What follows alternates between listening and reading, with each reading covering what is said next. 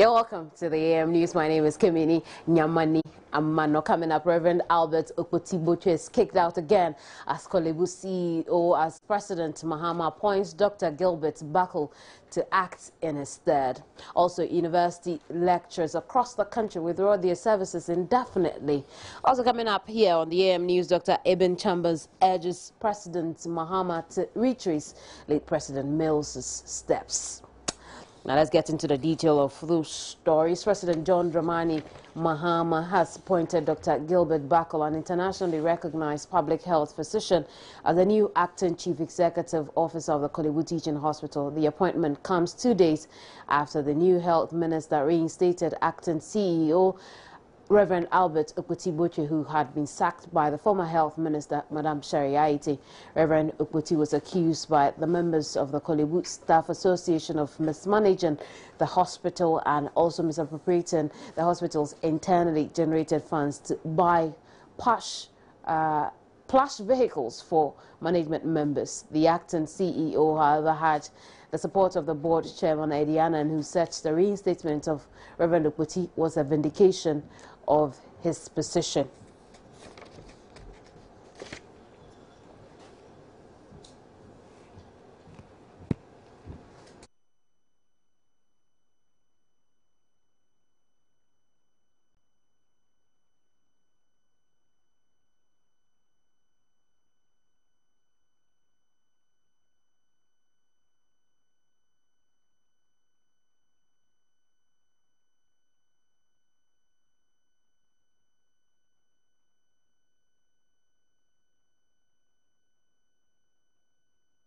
Well, the Electoral Commission has suspended the nationwide voters registration, which was scheduled to begin on Friday, July 24, 2014, due to a court order. The EC announced 2 weeks ago that it will register persons who have turned 18 years and persons who could not register during the previous registration exercise. The Supreme Court on Thursday, however, ordered the Commission to suspend the voter registration exercise. A press statement the Commission wrote. In the press statement, the Commission wrote, the Electoral Commission wishes to inform the general public that in view of a suit pending before the Supreme Court to be determined on Wednesday, 30th July 2014, the limited voter registration that should have commenced Friday, 25th July 2014, has been put on hold until further notice.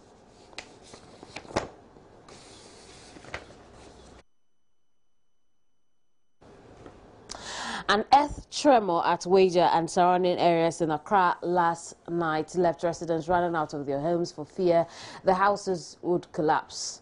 Waja falls into Ghana's seismic-prone areas along with Accra, Ho, Axim, Elmina and Cape Coast. The tremor, which happened around 7:50 p.m., shook the ground for less than 10 seconds. A resident who spoke to Joy News described the tremor as passing through like a vehicle passing. Another man intimated it was scary and he ran out of his living room. The deadliest earthquake in Ghana is said to have occurred in 1939 when the earthquake occurred in Accra. 17 people died and 133 sustained injuries, and Osukasol, the seat of government, had its roof ripped off.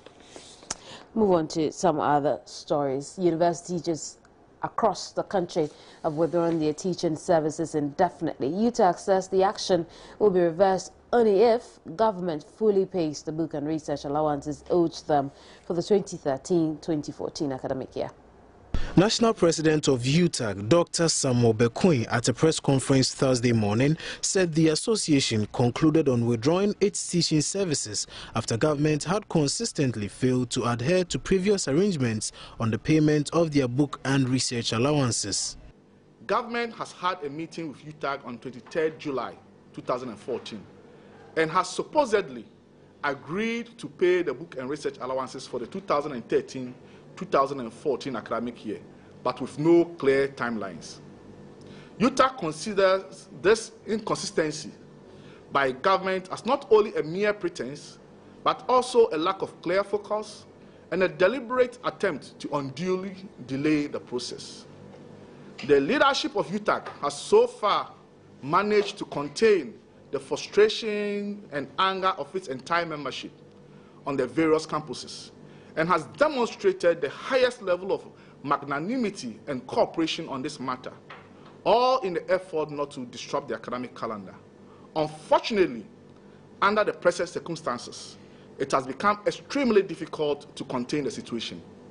Consequently, UTAG has decided to withdraw indefinitely its teaching services with effect from today, Thursday, 24th July 2014. He added that much as UTAG was not against the setting up of a book and research fund, their concerns were with the scrapping off of the book and research allowance, which according to them will have severe implications on tertiary education in the country. UTAG's position has been that the National Research Fund should not replace the existing book and research allowances.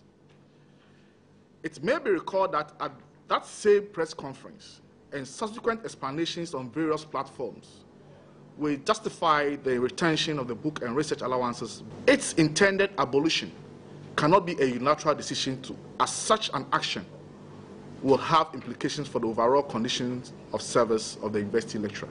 It will have grave implications for the future of the public universities in Ghana. The reason why the book and research allowances were introduced in the 1995-96 academic year are even more relevant today than at the other time in the past, owing to large student numbers resulting from increasing enrollment at our public universities, which have increased the research and teaching burden of the lecturer enormously. The move by UTAG puts government under pressure, especially with tertiary students returning to school from next week. Deputy Minister of Education in charge of tertiary, Samuel Okudzeto-Ablakwa, has described the strike declared by UTAG as unfortunate. He said the move is also surprising, especially coming just a day after the ministry had met them and made some headway in their negotiations. He tells Joy News government had agreed to pay the book and research allowances while discussions opened on the proposal to establish a research fund. We have moved from we are operationalizing the research fund this year, which they were opposed to. We have moved from that position to we will now pay. I mean, it is quite unfortunate that they did not appear to agree with these arrangements. And we have to begin asking ourselves as a country whether this is how we want to go, whether it is fair on students, and for that matter, their parents and guardians who have paid fees to be taught for a whole semester. And then discussions are ongoing, discussions are not concluded, and a strike is declared. I think that it is becoming clear and obvious what the real reasons are for opposing the National Research Fund, and we ought to be sincere about it. Secretary General of the African, Caribbean and Pacific Group of States, Dr. Mohammed Ibn Chambers, says President John Mahama should consider revisiting policies employed by his predecessor, which made Ghana a shining example for the world. Delivering a lecture to commemorate the second anniversary of the passing of former President John Evans Atta Mills, Dr. Chambers emphasized the need for the president to cut down on the size of his government and introduce prudent policies leading to high performance. He recalled that under the careful and watchful eyes of President Mills, macroeconomic fundamentals, including inflation and the exchange rates, were stabilized for the first time since the 1980s. Inflation came down to 8.4% in 2010 from a high of 18% and 1% in 2008. The lecture was attended by government officials, including Vice President Kwesi Bekoe Emisa Asa, senior members and functionaries from the governing National Democratic Congress, as well as relatives of the late president.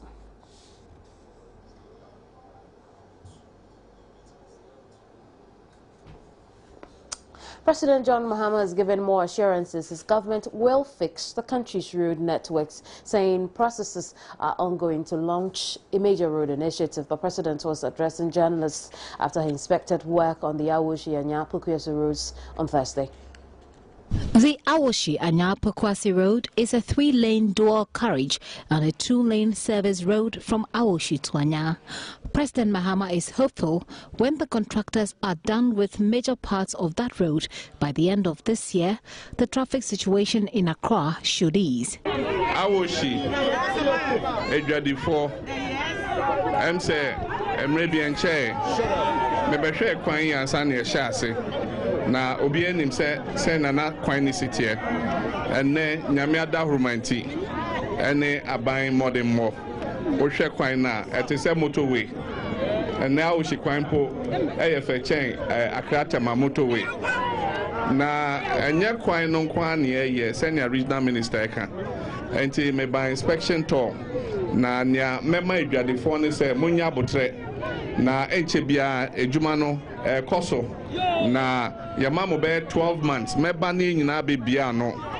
Chiefs in the eastern region, led by the Ochehene Amwetia Oforipenyin II, early this week expressed anger and dissatisfaction over the poor road networks in their region.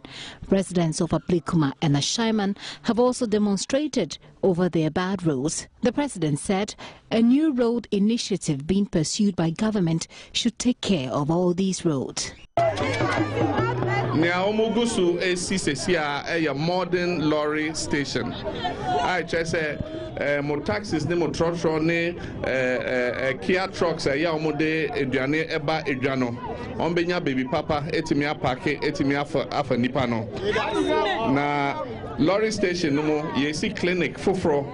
Sene be ya obi a ebia yare beka ni bia obenya baby papa akone asa no yare.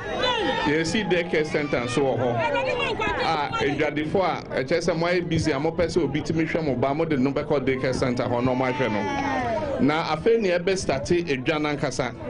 Enti edwadifo no munya botre na contractor no NG site no. Ono so je site na yebesi modern market. I just say enye dwa ede ni e ka say eja tom echina na eja ko hwehwe nkrofo ni oma a modern market. I just say obia eni beje ho. Gifty Andopia, Joy News, Awoshi, Accra. Thursday's protests by organized labor was not just about those who hit the streets. Others chose to show solidarity from their balconies.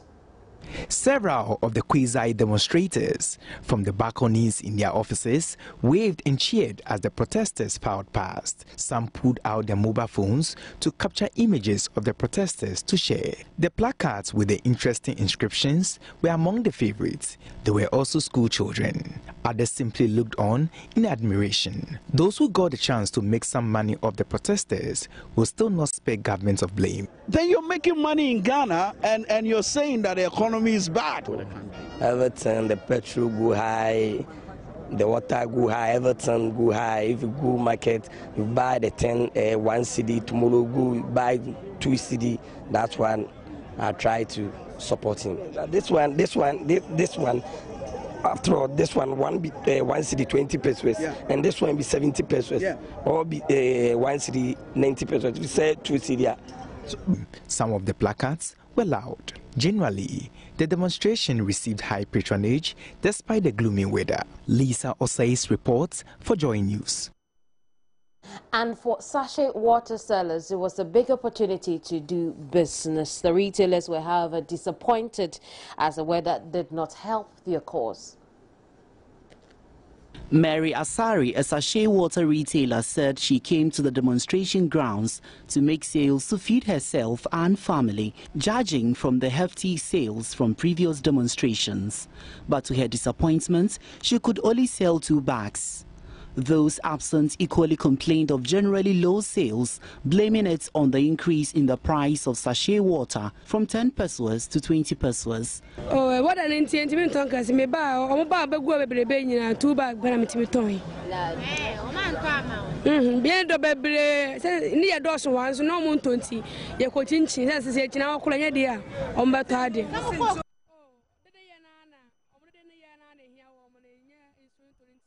While sachet water sellers were not too excited about sales, Aliu, the coconut seller, was excited. He could sell everything. He says it usually takes him 4 days to sell about 600 coconuts lately. But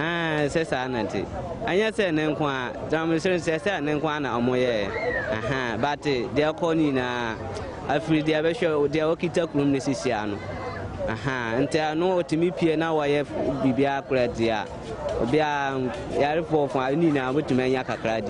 Reports by Georgina Lanyo. That's it for now. My name is Kemini Nyamani. I'm another sports after me. Don't go away. Well, thanks for joining us for the AM Sports. Is brought to you by Cabell, our milk. Well, government has requested for the Ghana Football Association to hold on with their reply to the letter as received from FIFA inquiring about the Commission of Inquiry set up to investigate events leading to Ghana's poor showing at the World Cup that took place in Brazil. FIFA, in that letter, asked the GFA to provide them with a report at their earliest convenience, but it seems that that is not going to happen after the request from government to also attach a response to the reply the GFA will send. Sports Minister Mahama Yariga has been explaining why government has requested the FA to deliberate with them before giving them a response.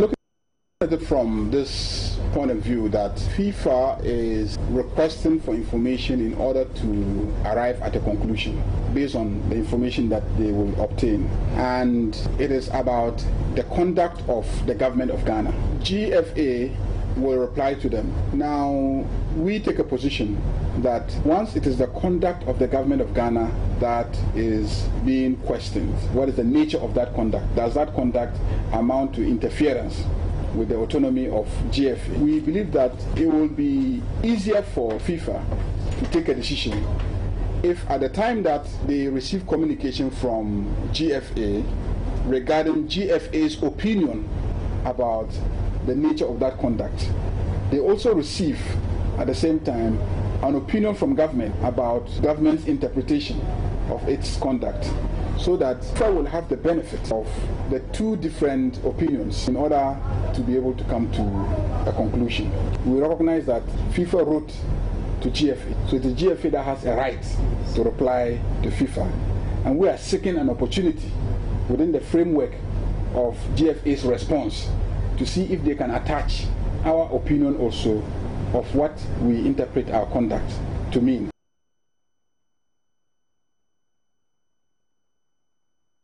Meanwhile, the Ghana Football Association, the Ghana Olympic Committee and the Ministry of Youth and Sport have agreed to collaborate and organize a national conference on financing of sports here in Ghana.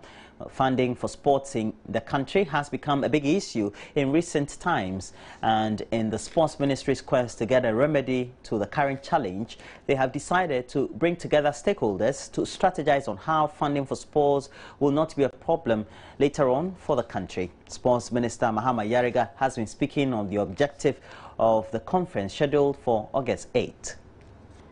The objective of the conference is to bring all stakeholders together, especially the private sector, to strategize on how best we can work with the private sector to resource the development of sports and also benefit from a well-developed sporting culture in the country.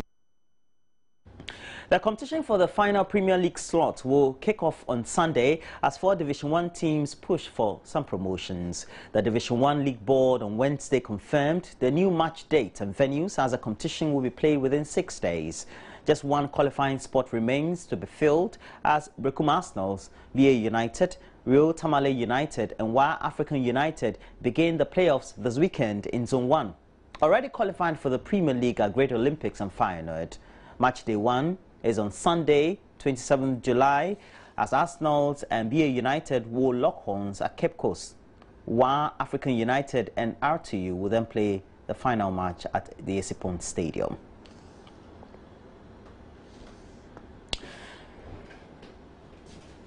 Meanwhile, the Executive Board of the Nigeria Football Federation on Thursday dismissed President Aminu Maigari after he was impeached for misuse of the FA's funds. Vice President Mike Ume will serve as acting president. He therefore approved his immediate dismissal from the Nigerian Football Federation Executive Committee on grounds of financial misappropriation, misapplication and maladministration.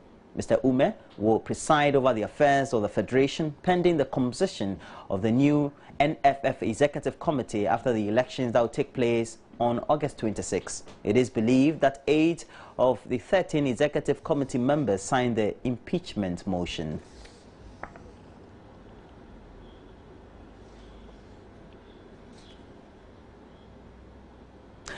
Outside the continent, former Chelsea midfielder Frank Lampard has joined Major League Soccer side New York City FC on a 2-year deal.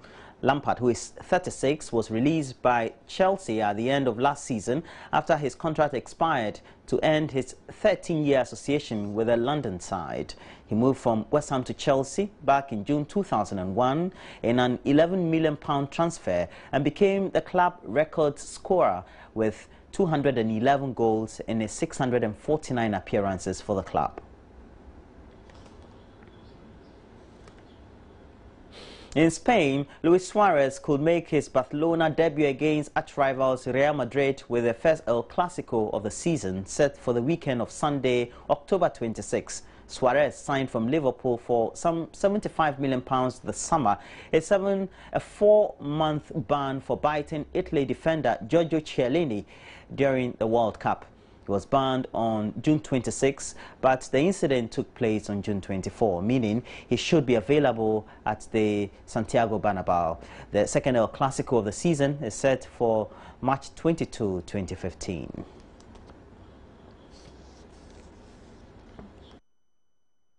We'll have to return to England, where West Ham's Andy Carroll has torn his ligament in his ankle and could be out of action for some 4 months. The former Liverpool player, 25, is said to have an operation on Friday in the United States of America. Carroll picked up the problem in the Hammers Tour of New Zealand, reporting a sore left ankle while training. The club only discovered the full extent of the injury on Thursday evening. Carroll missed West Ham's 2-1 defeat at the hands of Wellington Phoenix, and the club announced he would miss the rest of the tour.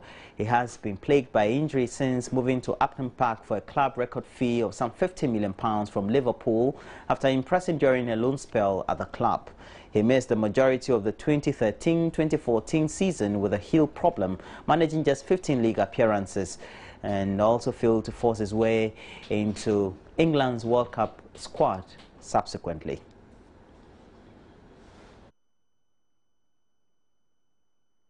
The Commonwealth Games have started in Glasgow, and Ashley Mackenzie claimed gold for England in the men's judo 60 kg class at the Commonwealth Games taking place in Scotland. The 25-year-old from London took a Shido penalty victory over India's Navjot Chana after an edgy contest. Mackenzie's win was warmly greeted by the home crowd, who were on their feet again soon after, as veteran squat John Buchanan won bronze in the same class. The 38-year-old, who had come out of retirement for the Games, beat Daniel Legrange of South Africa. Razak Abugri of Ghana took the other bronze as he beat Nueso Sigag of Mozambique.